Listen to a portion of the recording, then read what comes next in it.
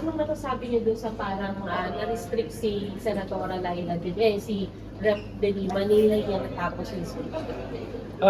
Well, again, ang presentation naman ni Senator De Lima is nakalapag naman talaga yun even during the pre-trial brief natin. I think ang gusto lang ipaiwatig ng ating isa sa mga prosecutors is to lay down the premise, no? Paano magiging katanungan, anong inaasahan ng ating taong bayan.